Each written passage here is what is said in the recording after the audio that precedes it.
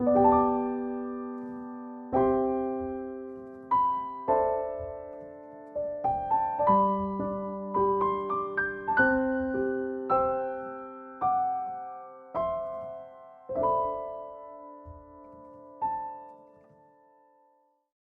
오늘 우리가 함께 나눌 말씀은 고린도전서 1장 18절의 말씀인데요. 보여주시면 좋겠고 한 절의 말씀이기 때문에 함께 읽으면 좋을 것 같습니다. 그리고 이 한 주간 여러분 이 말씀 암송하시면 좋을 것 같습니다. 함께 읽겠습니다. 십자가의 도가 멸망하는 자들에게는 미련한 것이요 구원을 받는 우리에게는 하나님의 능력이라. 한 번 더 읽도록 하겠습니다. 십자가의 도가 멸망하는 자들에게는 미련한 것이요 구원을 받는 우리에게는 하나님의 능력이라. 아멘. 여러분, 제가 여러분들에게 사순절을 시작하며 크게 사순절의 의미를 두 가지로 설명드렸습니다. 첫 번째는 영어 렌트라는 의미를 해석하면서 사순절은 죄의 세월이었던 긴 세월을, 어둠의 세월을 보내고 회개함으로 봄을 맞이하는 시간이다라고 여러분에게 말씀을 드렸고, 두 번째는 제 친구, 그 임신한 아내의 여가 이야기를 해드리면서 사순절은 그 자기의 자리, 제자리를 찾아가는 시간이다라고 말씀을 드렸습니다. 이제 사순절의 다섯째 주가 끝났고 마지막 한 주간을 놔두고 있는데, 여러분들이 이 한 주간 동안 이 두 가지를 잘 기억하시면서 정말 우리 안에 있는 연약함이나 죄들을 있다면 그것들을 예수님께 내어놓고 기도하며 깨끗해지는 귀한 시간이 되었으면 좋겠고, 또 우리가 그리스도인답지 못하게 살아가는 마음이나 생각이나 또 행동들이 있다면 그것들을 고쳐서 제자리로 돌아가는 귀한 한 주간의 시간이 되었으면 좋겠습니다. 저는 사순절이 되면 제가 함께 예배드리는 사람들과 꼭 한 번은 나누는 설교가 있습니다. 아마 작년 사순절 고난주간에 함께 예배하신 분들은 저의 설교를 들었을 것이고, 또 청소년부 때부터 저의 설교를 들으신 분들은 두 번이나 세 번 들으신 분들도 있을 것이고, 또 저와 처음 만나시는 분들은 처음 들으시는 분들도 있을 것인데, 저는 고난주간에 특별히 예수님의 십자가에 대한 설교를 나누게 됩니다. 예수님이 받으셨던 십자가의 고난이 어떤 것이었는지, 또 성경에 기록되어 있는 십자가라는 이 세 글자에 어떤 의미가 숨겨져 있는지, 사실 우리가 글로 보거나 또 설교를 듣거나 또 영화로 보는 걸로는 그것을 충분히 이해할 수 없고 알 수 없기 때문에 제가 1년에 한 번 똑같은 설교를 매번 진행하는데, 오늘도 여러분들과 함께 이 십자가가 어떤 것이었는가, 예수님이 받으셨던 십자가의 고난이 어떤 것이었는가에 대해 함께 말씀을 나누고자 합니다. 말씀을 나눌 때에 예수님의 십자가가 어떤 것이었는지 여러분들 다시 한번 잘 생각해 보시고, 작년에도 봤지만 또 무감각하게 살아온 나의 지난 시간들이 생각난다면 또 회개하시고 또 앞으로 어떻게 살아가야 되는지 결단하는 귀한 시간이 되었으면 좋겠습니다. 지금부터 함께 나눌 십자가에 대한 내용은 새가족반이라는 책에 있는 내용을 제가 정리한 내용이고요. 여러분들 조금 더 깊이 있게 알고 싶고 또 배우고 싶은 분들이 있다면 저 책을 구입해서 읽으시면 신앙생활에 많은 도움이 될 것 같습니다. 이야기를 시작하도록 하겠습니다. 이 무대도 롱핑만 빼고 조명은 다 꺼주시면 좋겠고요. 제가 텍스트가 중요하기 때문에 원고를 보고 읽을게요. 이미지가 나올 건데 여러분들 이미지를 봐주시면서 하면 좋겠고, 조명을 바꿔주세요. 방금 롱핀을 켜주시고 이 조명을 꺼주시면 좋을 것 같습니다. 네. 십자가 사건은 성경의 중심이라고 말해도 과언이 아닙니다. 예수님의 생애를 기록한 사고문서 마태, 마가, 누가, 요한은 아주 많은 부분을 십자가 사건에 대해 설명해주고, 특히 요한복음은 거의 4분의 1에 가까운 지면을 십자가 사건을 묘사하는 데 사용합니다. 예수님의 탄생에 대해서는 4개의 복음서 중 2개의 복음서, 마태와 누가만 말하지만 예수님의 십자가 죽음에 대해서는 4개의 복음서 모두가 아주 상세히 묘사하고 있습니다. 그만큼 십자가 사건이 말해주는 내용이 중요하다는 것입니다. 따라서 우리는 십자가에 대해 조금 더 생각해 볼 필요가 있습니다. 지금이야 십자가가 기독교의 하나의 상징이며 예배당에 걸어둔다거나 개인의 패션 아이템으로도 사용되지만 1세기 당시의 십자가는 정말 끔찍하고 고통스러운 사형 도구였습니다. 예를 들면 주전 1세기 웅변가였던 키케로는 그의 변호문에서 십자가라는 바로 그 단어는 로마 시민들의 몸뿐만 아니라 입과 귀 그리고 생각에서조차 제거되어야 한다라고 기록되어 있습니다. 십자가는 주전 6세기에 페르시아인들이 고안한 사형틀이었습니다. 처음부터 우리가 알고 있는 십자가 모양은 아니었습니다. 처음에는 T자 모양의 사형틀이었으나 후에 X자 모양을 거쳐 현재 우리가 알고 있는 십자가 모양의 사형틀로 자리 잡게 되었습니다. 주전 1세기 말 로마는 식민지 노예와 극악한 범죄자 그리고 황제에게 반역한 자를 처벌하는데 이 십자가형을 공식적으로 채택했습니다. 실제로 주전 70년에 티투스 장군은 유대 독립전쟁을 진압할 때 포로들을 매일 500명씩 십자가형에 처했으며 그 도시에 더 이상 십자가를 세울 곳이 없었을 정도였다라고 기록되어 있습니다. 그리고 이 십자가형이 진행되는 장소는 언제나 공개된 공간이었습니다. 예수님께서 처형당하신 골고다 언덕은 오늘날로 치면 시청 앞 광장처럼 무슨 일이 생기면 사람들이 자연스레 모이는 공개된 장소였고, 잔인한 로마군은 십자가에 매달린 사람들의 끔찍한 몰골을 사람들에게 보여줌으로 공포감을 느끼도록 유도했습니다. 또한 십자가는 생각보다 그리 높지 않은 곳에 있었는데 사람들이 쉽게 침을 뱉고 조롱할 수 있게 하기 위해서였습니다. 그리고 너무나 큰 십자가 고통을 당한 사람들은 대소변을 가리지 못했는데 이것 역시 그들이 당해야 했던 수치스러움의 일부였습니다.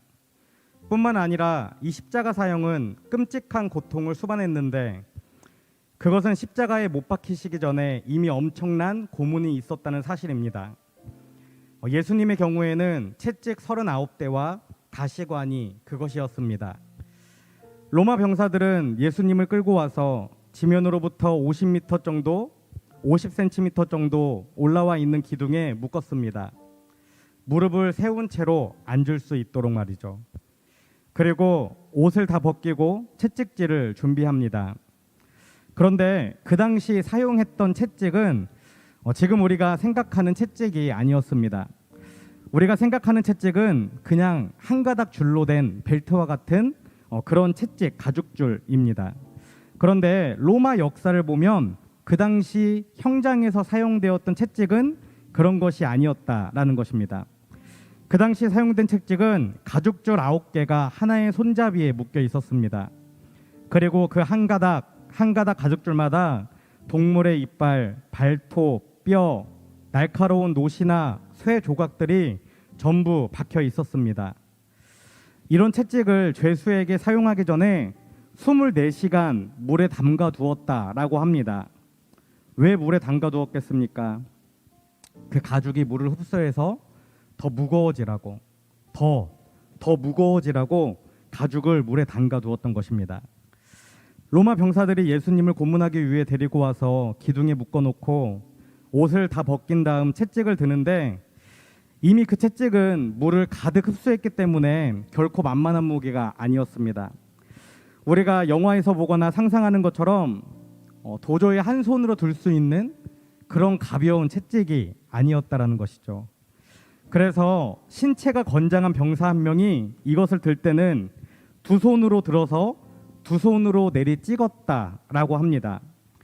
그러면 그 채찍 앞에 달려있는 동물 이빨과 발톱, 뼈 등 뾰족한 것들이 전부 다 예수님의 몸에 박히게 되는 것이죠.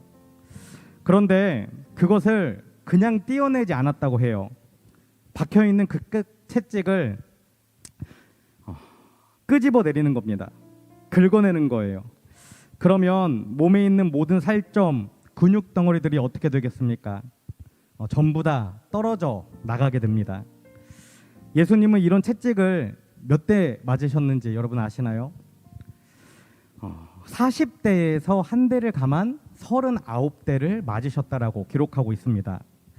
왜 한 대를 감은 줄 아세요, 여러분?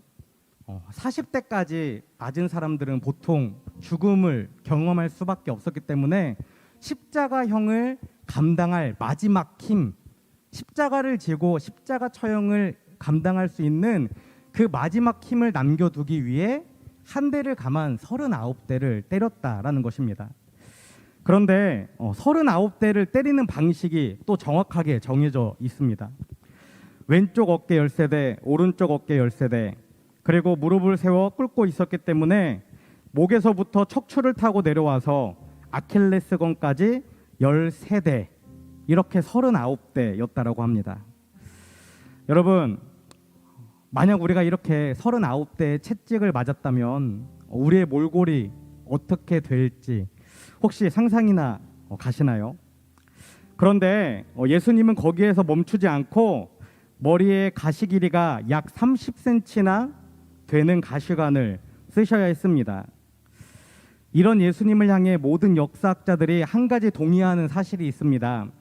그것은 예수님이 십자가를 지셨을 때는 이미 예수님의 척추뼈가 노출되어 부서진 상태였고 옆구리 갈비뼈 사이로는 내장과 장기들이 흘러나오고 있었다라는 것이죠. 우리가 생각하는 영화에서 봤던 그런 예수님의 모습이 결코 아니었다라는 것입니다. 말 그대로 머리끝부터 발끝까지 완전히 피범벅이 되고 살이 다 뜯겨지고 뼈가 부서져서 내장이 흘러나오고 있는 정말 죽은 시체와 같은 모습이 예수님의 실제 모습이었다라는 것이죠. 여러분, 저는 어릴 적 이 복음서를 보면서 항상 이해하지 못했던 말씀들이 몇 가지 있는데 그 중에 하나가 마태복음 16장 24절에 기록되어 있습니다. 이렇게 기록되어 있어요. 그때 예수께서는 제자들에게 말씀하셨다. 누구든지 나를 따라오려거든 자기를 부인하고 제 십자가를 지고 나를 따라오라. 아멘. 예수님은 누구든지 나를 따라오려거든 뭐라고 기록합니까? 자기 십자가를 지고 나를 따르라라고 분명하게 말씀하셨습니다. 그런데 이 말씀이 왜 저에게 이해가 되지 않았냐면 이유는 한 가지예요. 성경을 보면 예수님도 자기 십자가를 어떻게 하셨죠? 스스로 지지 못하셨기 때문입니다. 예수님도 본인의 십자가를 지지 못하셨는데 왜 나에게는 나의 십자가를 지고 오라고 말씀하시느냐? 저는 이것이 늘 궁금했어요. 마태복음 27장 32절에 보면 이렇게 기록되어 있습니다. 그들은 나가다가 시몬이라는 구레네 사람을 만나서 강제로 예수의 십자가를 지고 가게 하였다. 제가 그전에는 이해가 안 됐는데 이 십자가에 대한 이야기를 알고 나니까 이 말씀이 어떻게 되는 거죠? 이해가 될 수밖에 없는 거예요. 예수님은 이미 살점도 없고 뼈도 다 망가졌고 몸에서는 내장과 장기들이 흘러나오고 있는 상황이었기 때문에 도저히 본인 스스로의 힘으로는 십자가를 질 수 없는 너무나 처참한 상황 가운데 있었기 때문에 옆을 지나가던 구레네 사람 시몬을 붙잡아서 그에게 예수님의 십자가를 강제로 지게 했었다라는 것입니다. 성경으로만 봤을 때는 잘 이해가 되지 않았는데, 그리고 영화로 보니까 충분히 예수님이 십자가를 지고 가실 수 있을 것 같아 보였는데 이 십자가의 내용, 십자가를 지기 전에 예수님이 당하셨던 그 고난과 고통의 내용을 알고 보니까 왜 이럴 수밖에 없었는지 정확히 이해가 되었습니다. 여러분, 그 당시 채찍 39대 그렇게 맞아서 모든 살점과 근육이 다 떨어져 나가면 예수님이 십자가를 지려 하셨던 그 순간에는 예수님에게는 어떤 근육이나 살점이 거의 남아있지 않았다는 것을 의미합니다. 나무를 올려놓으면 떨어뜨리고 올려놓으면 떨어뜨리고, 예수님 생각으로 나무를 지셔야 된다고 생각하실지 모르겠지만 나무를 졌지만 그것이 몸에서 지탱하지 못했던 거예요. 그렇게 마지막 죽을 힘을 다해 시몬의 도움으로 그 사형장에 도착한 예수님을 이제는 로마 병사들이 십자가에 못을 박습니다. 그런데 그 당시 사용되었던 못은 우리가 지금 알고 생각하고 있는 그런 못이 결코 아니었습니다. 지금은 철로를 깔거나 공사용으로 사용되는 굉장히 투박하고 두껍고 엄청난 무게가 나가는 못이었어요. 그 못을 손바닥에 대고 망치질을 하면 이 손바닥의 척추뼈에서 신경이 흘러나오게 되고 내가 원하든 원하지 않든 손으로부터 시작해서 팔과 어깨까지가 떨리게 된다라고 합니다. 그런 예수님을 십자가에 달아 올립니다. 그러면 우리가 생각하는 모습은 십자가에 달린 예수님의 모습을 생각하면 어떻죠? 사실 굉장히 영광스럽잖아요. 뭔가 고난 가운데 있지만 그래도 굉장히 존귀한, 굉장히 영광스러운 모습을 상상하게 되잖아요. 그런데 실제로는 전혀 그렇지 않았다는 것입니다. 채찍에 39대를 맞으시고 가시관을 쓰시고 손과 발에 못을 박은 채 사람을 십자가에 매달면 절대 그런 영광스러운 모습이 아니라는 거예요. 어떤 모습이겠습니까? 몸을 지탱하는 살과 근육이 이미 다 파열되었기 때문에 정말 말 그대로 시체처럼 중력에 의해 아래로 축 처져 있을 수밖에 없었다라고 합니다. 또한 십자가에 매달리면 중력 때문에 흉곽에 엄청난 압박감이 옵니다. 흉곽의 압박감을 덜려면 발로 딛고 일어서야 하는데 발목에 못이 박혀 있는 상태라 그것도 불가능합니다. 시간이 지날수록 점점 폐의 압박이 심해지니까 숨을 쉬지 못해 너무나 괴로웠겠죠. 숨을 쉬지 못하면 너무너무 괴로우니까 마지막 남아있는 힘을 못에 박힌 그 발에 그리고 못에 박힌 그 손에 쥐어 짜내면서 아주 잠깐 몸을 비틀어서 올라오는 거예요. 그리고 단 1초도 버티지 못하고 내려가는 것입니다. 숨을 쉬기 위해 올라왔다 내려왔다 올라왔다 내려왔다 마지막 남아있는 힘을 쥐어 짜내면서 그렇게 죽어가는 것이 바로 십자가의 죽음입니다. 그런데 이런 상황 가운데에서도 아주 가끔씩 죽지 않았던 사람들이 있었다라고 합니다. 그러면 로마 군병이 와서 그의 다리를 부러뜨려 버립니다. 왜 다리를 부러뜨릴까요? 다리마저 부러지면 올라올 수 없기 때문에 도저히 숨을 쉴 수 없는 상황으로 될 수밖에 없기 때문에 질식해 죽으라고, 이제는 정말 죽으라고 다리를 부러뜨렸다는 거예요. 성경에도 한 병사가 예수님의 다리를 부러뜨리러 왔는데 예수님은 이미 죽어 있었다라고 기록하는 내용이 있습니다. 요한복음 19장 33절 말씀입니다.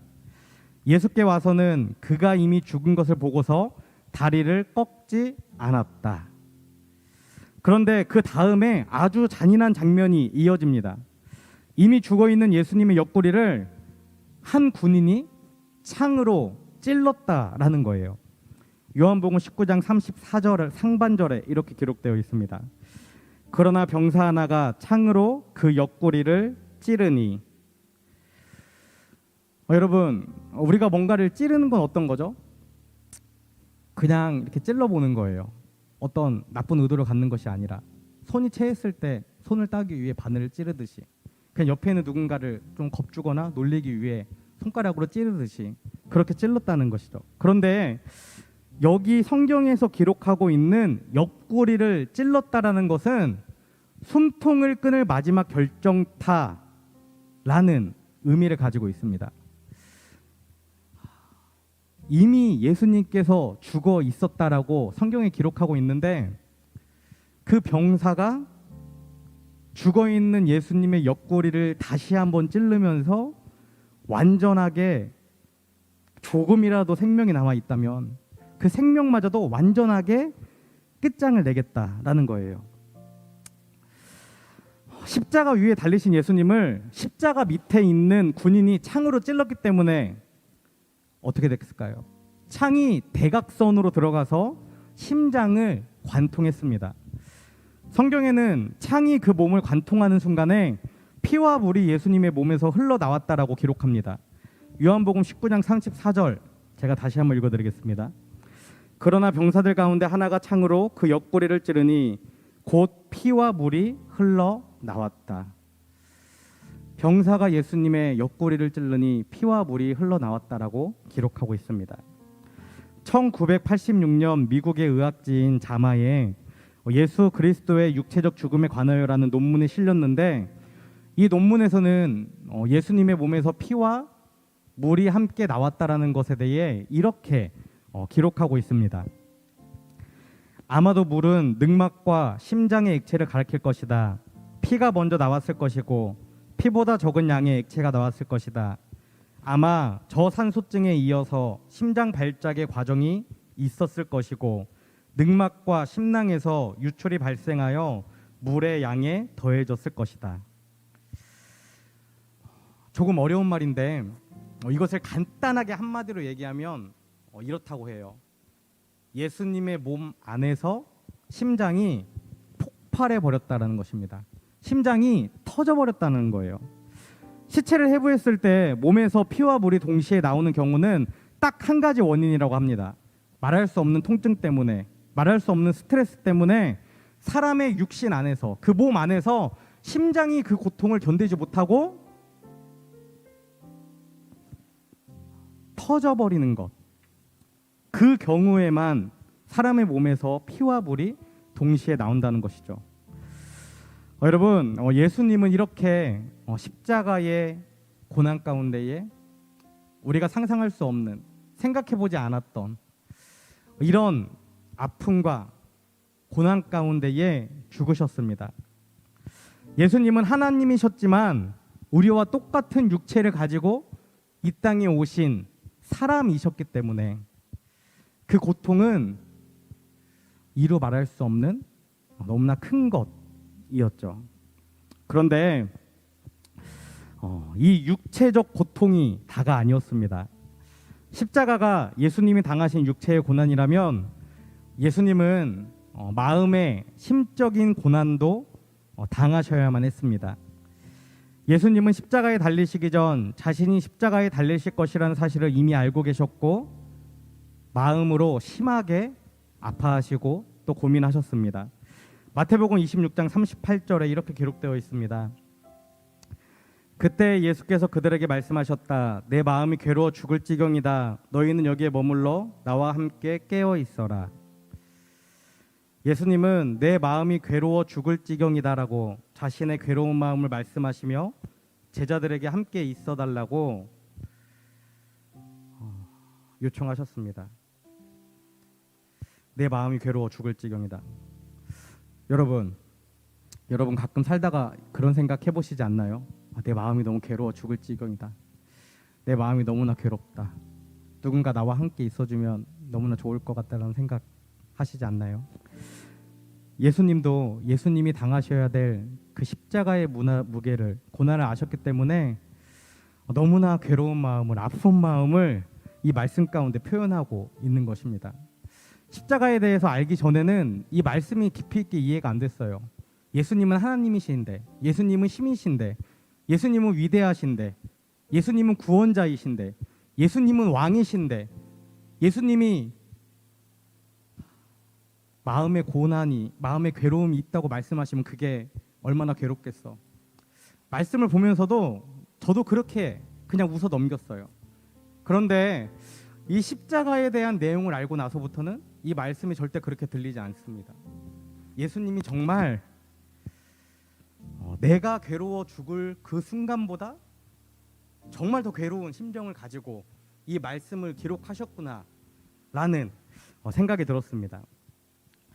이런 예수님의 모습에 대하여 종교개혁자 마틴 루터는 이 사람처럼 죽음을 두려워한 사람은 없었다라고 분명히 기록하고 있습니다. 이것은 예수님의 신성이 아니라, 그러니까 신적인 능력이 아니라 예수님의 인성을, 철저하게 인간으로 이 땅 가운데 오신 예수님의 인간적인 모습을, 그 예수님이 사람으로 당하셨던 그 모습에 대해 이야기하고 있는 것입니다. 예수님도 우리랑 똑같이 아프셨다는 거예요. 예수님도 우리와 똑같이 두려우셨다라는 것입니다. 성경에서 이런 예수님의 모습을 기록한 말씀이 있습니다. 히브리서 5장 7절 말씀입니다. 그는 육체에 계실 때에 자기를 죽음에서 능히 구원하시리에게 심한 통곡과 눈물로 간구와 소원을 올렸고 그의 경건하심으로 말미암아 들으심을 얻었느니라. 아멘. 뭐라고 기록되어 있습니까? 예수님께서 육체에 계실 때에 자기를 구원해 달라고, 나를 구원해 달라고 눈물로 간구로 하나님께 구원으로 호소했다라는 거예요. 그것에 대한 말씀이 마태복음 26장 39절에 또 이렇게 이어집니다. 예수께서는 조금 더 나아가사 얼굴을 땅에 대고 엎드려 기도하셨다. 나의 아버지, 하실 수만 있으시면 이 잔을 내게서 지나가게 해주십시오. 그러나 내 뜻대로 하지 마시고 아버지의 뜻대로 하십시오. 아멘. 여러분, 여기서 잔이라는 것은 십자가에서의 죽음을 의미합니다. 그러니까 예수님도 인간적인 마음으로 이 십자가에서의 죽음이 피할 수만 있으면 피하고 싶으셨다라는 거예요. 그만큼 두렵고 힘드셨다라는 것입니다. 그럼에도 불구하고 예수님은 어떻게 하셨습니까? 내 뜻대로 하지 마시고 아버지의 뜻대로 하시라고 단호하게 기도를 올렸습니다. 여러분, 이사야 53장 5절 말씀에 우리가 너무나 잘 아는 말씀이 기록되어 있습니다. 제가 읽어드리겠습니다. 그러나 그가 찔린 것은 우리의 허물 때문이고 그가 상처를 받은 것은 우리의 악함 때문이다. 그가 징계를 받음으로써 우리가 평화를 누리고 그가 매를 맞음으로써 우리의 병이 나았다. 우리가 너무나 잘 아는 말씀이에요. 적어도 사순절이 시작되면 사순절부터 부활주일까지의 그 7주간의 시간 동안 설교를 통해 또는 말씀을 통해 어떤 찬양을 통해 또는 SNS를 통해 한 번 정도는 우리가 다 읽는 그런 말씀입니다. 그런데 저는 어릴 적부터 이 말씀을 너무나 당연하게 생각했어요. 당연하게. 왜? 예수님은 구원자시니까, 예수님은 하나님이시니까, 예수님은 왕이시니까, 신이니까, 우리를 구원하기 위한 목적을 가지고 이 땅 가운데 오셨으니까 예수님이 찔리시는 것, 고난당하시는 것, 아프시는 것, 매맞는 것, 그것을 당연하게 여겼어요. 그리고 제가 당연하게 여긴 이면에 한 가지 생각이 더 있었습니다. 그것은 뭐냐면 예수님을 신으로 생각했다는 거예요. 성경에 예수님은 육신을 입고 우리와 똑같이 이 땅 가운데 오셨는데 저는 여전히 예수님은 신이시기 때문에, 하나님이시기 때문에 이런 고난과 아픔과 역경은 정말 가벼울 것이라고 착각했었던 거예요. 근데 십자가의 이야기를 잘 보게 되면, 알게 되면 이 말씀이 결코 쉬운 말씀이 아니라는 것을 알 수밖에 없습니다. 깨달을 수밖에 없습니다. 예수님이 우리의 죄를 위해 십자가에서 죽으셨다는 것, 제가 이렇게 말로 쉽게 말하지만 결코 쉽게 말할 수가 없는 거예요. 만약에 우리가 예수님이라면, 만약에 내가 예수님이라면 내가 저 길을 갈 수 있을 것인가? 내가 십자가의 길을 갈 수 있을 것인가? 내가 실제로 하나님을 봤다 해도 그 십자가의 길을 갈 수 있을 것인가? 이런 고민이 늘 저에게 있고, 그렇기 때문에 정말 십자가의 삶이 어떤 것인지 매일매일 저를 돌아보게 됩니다. 오늘 본문 18절은 이렇게 기록합니다. 워시팀 등단해 주세요. 십자가의 도가 멸망하는 자들에게는 미련한 것이요 구원을 받는 우리에게는 하나님의 능력이라. 바울은 고린도 교회 성도들을 향해서 분명하게 이야기합니다. 십자가의 도가 멸망하는 자들에게는 미련한 것이요 구원을 받는 우리에게는 하나님의 능력이라고 이야기하고 있는 것입니다. 우리가 정말 이 예수님의 십자가를 믿고 붙잡고 살아간다면 우리의 삶이 어떻겠습니까? 결코 세상과 같지 않을 거예요. 이 예수님의 십자가의 사랑이 우리 삶에 녹아든다면 우리는 정말 세상과 구별된 삶을 살아갈 수밖에 없습니다. 왜? 예수님, 인간이셨던 예수님이 그 삶을 살으셨기 때문이에요. 아무도 살지 못했던 삶을 우리에게 살으라고 얘기하시는 것이 아니라 그렇게 살아가신 인간이신 예수님이 본을 보이셨기 때문에 우리도 살아갈 수 있다라고, 그렇게 살아가라고 분명하게 우리에게 말씀하고 있는 것입니다. 제가 요즘에 말씀 묵상하면서 이런 생각을 해요. 그리스도인이 무엇인가? 믿음이 무엇인가?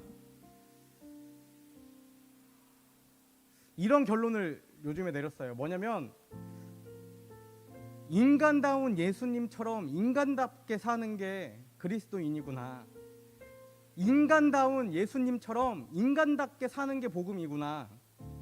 신으로 오신 예수님이 아니라 인간으로 이 땅에 오셔서 사랑하신 예수님, 인간으로 이 땅에 오셔서 자기의 것을 내어주신 예수님, 인간으로 이 땅에 오셔서 자기의 생명을 바쳐서 다른 누군가를 구원하신 그 예수님, 가장 인간적인 예수님, 그 예수님을 우리가 닮아가는 것이 복음이구나, 그게 우리가 살아가야 될 길이구나 라는 생각을 하게 되었습니다. 여러분, 우리는 이제 고난주간 가운데 나아갑니다. 다른 그 어떤 사람들보다 예수님이 당하신 십자가가 어떤 것이었는지 오늘 말씀을 통해 그 누구보다 우리는 잘 알고 있습니다. 여러분, 예수님은 하나님이셨지만 우리를 구원하시기 위해 인간으로 이 땅 가운데 오셨습니다. 예수님이 그 육체의 연약한 가운데, 또 심적인 연약한 가운데에 십자가를 지셨기 때문에 우리 또한 하나님 나라를 바라보며 살아가는 인생이 될 수 있는 것입니다.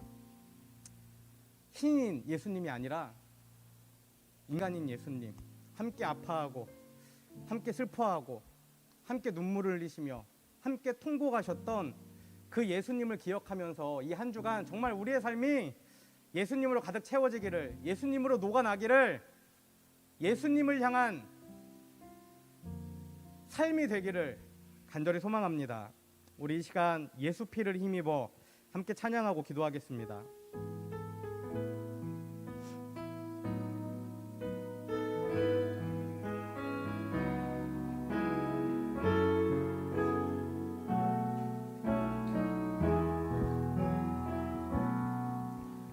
주의 보좌로 나아갈 때에 어떻게 나가야 할까? 나를 구원한 주의 십자가, 그것을 믿으며 가네. 주의 보좌로 나아갈 때에 나 여전히 부족하나. 나를 품으신 주의 그 사랑, 그것을 믿으며 가네. 자격 없는 내 힘이 아닌 오직 예수님의 보혈로, 자격 없는 내 힘이 아닌 오직 예수님의 보혈로,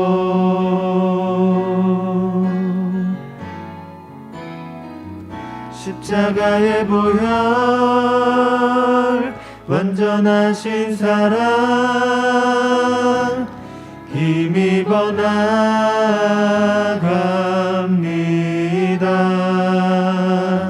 십자가의 보혈, 완전하신 사랑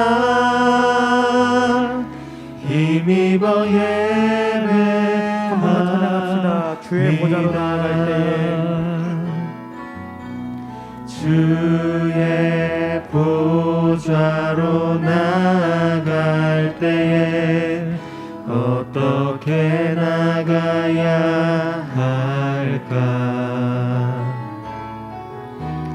나를 구원한 주의 십자가 그것을 믿으며 가네.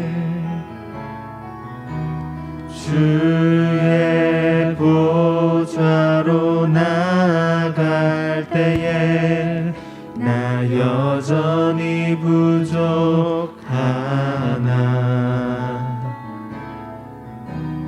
나를 품으신 주의 그 사랑 그것을 믿으며 가네. 자격 없는 내 힘이 아닌 오직 예수님의 보혈로 자격 없는 내 힘이 아닌 오직 예수님의 보혈로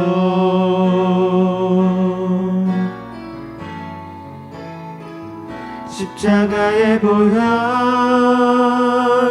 완전하신 사랑 힘입어 나갑니다.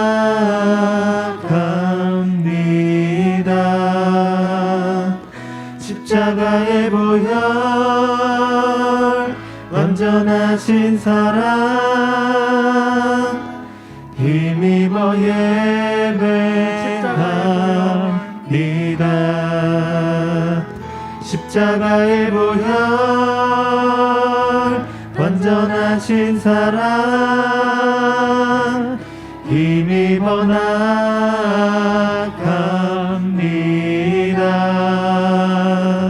십자가의 보혈 완전하신 사랑 힘입어 예배합니다.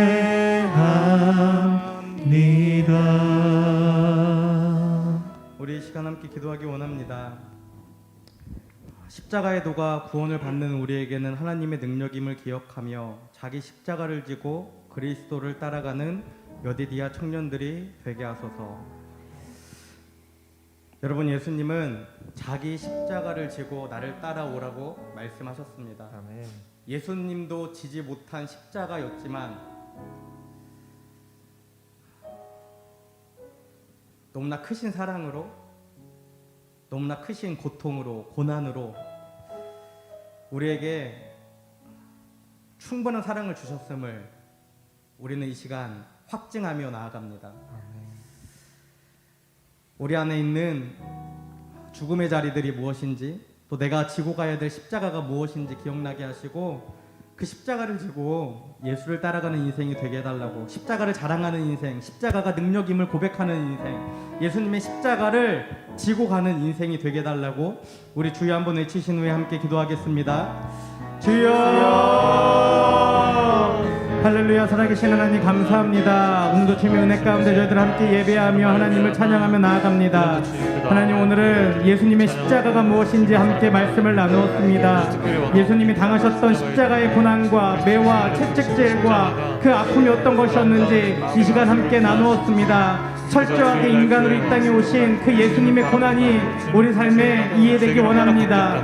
철저하게 육신의 옷을 입고 이 땅에 오셔서 우리를 향한 그 순전한 사랑으로 그 무거움을, 그 힘드심을 지셔야 했던 그 예수님의 고난을 우리 삶에 적용하기 원하오니, 하나님, 우리가 자기 십자가를 지고 그 예수님을 따라가는 인생이 될 수 있도록 아버지 함께하여 주시옵소서. 너무나 지기 무거운 십자가이지만, 피하고 싶지만, 도망치고 싶지만, 외면하고 싶지만, 그것이 나에게 주신 십자가임을 깨닫고 결단하며 죽음의 자리에서 일어나 예수님을 따라 십자가를 지고 걸어가 나아가는 우리 여디디아 청년들이 될 수 있도록 아버지 함께하여 주시옵소서. 십자가의 도가 구원을 받는 우리에게는 하나님의 능력임을 기억하기 원합니다. 예수님의 십자가를 기억하며 자랑하는 인생 되기 원하오니, 어떤 상황 가운데에서도 십자가의 예수님을 기억하며, 인간으로 오신 예수님을 기억하며 이 상황 가운데 평안함을 누리며 나아가는 우리 여디디아 청년들 될 수 있도록 아버지 함께하여 주시옵소서. 세상 가운데에 십자가의 기준으로 살아가게 하시고 세상 가운데에 십자가의 가치관을 가지고 살아가는 귀한 인생들이 되어질 수 있도록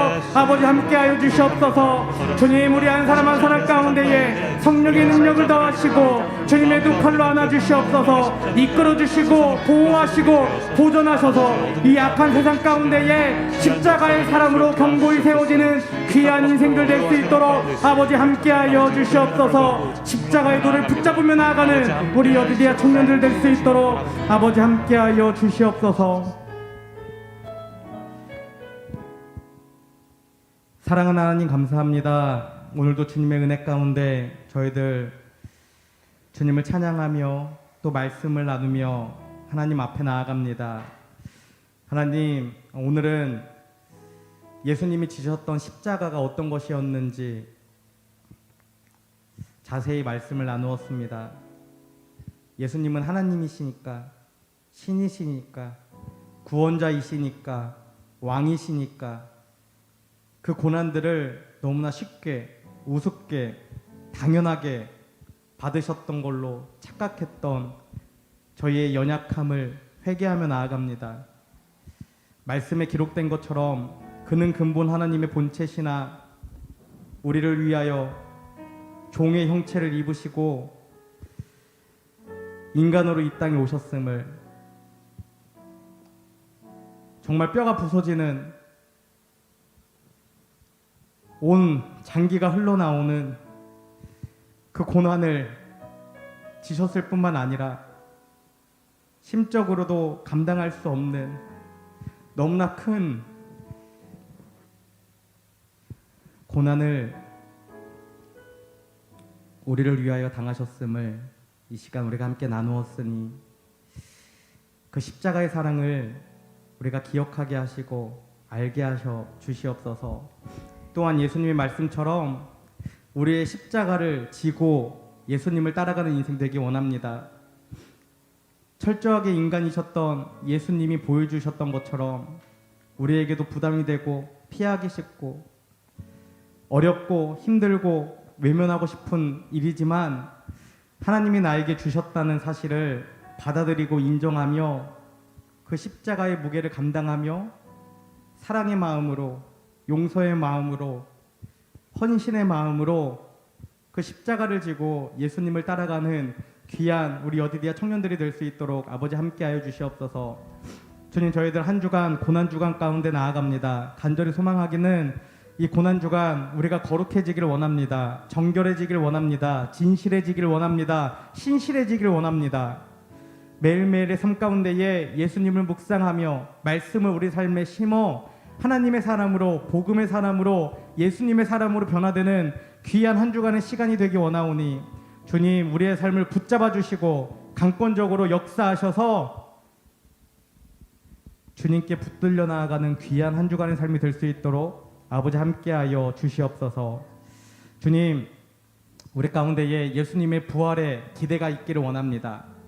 매년 똑같은 교회력에 따라 절기를 맞이하지만 그 순간순간마다 정말 우리를 위해 죽으셨던 예수님의 부활을 기대하며 소망하는 부활의 기쁨이 있기를 원하오니 이 한 주간 예수님의 십자가 고난을 묵상함과 동시에 또 부활을 기대하며 기뻐하는 부활 소망을 가지고 살아가는 우리 여디디아 청년들이 될 수 있도록 아버지 함께하여 주시옵소서.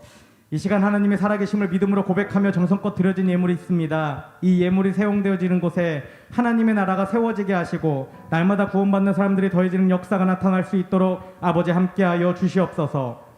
이제는 우리를 위해 이 땅에 오신 예수 그리스도의 은혜와 독생자를 보내주신 하나님 아버지의 크신 사랑과 날마다 우리를 보호인도 승리케 하시는 성령님의 내주 교통하심이 이 시간 십자가의 도가 구원을 받는 우리에게는 하나님의 능력임을 기억하며 자기 십자가를 지고 그리스도를 따르기로 결단하는 하나님의 사랑을 입은 자 여디디아 청년들 위해 지금부터 영원까지 함께 하옵시기를 간절히 축원하옵나이다.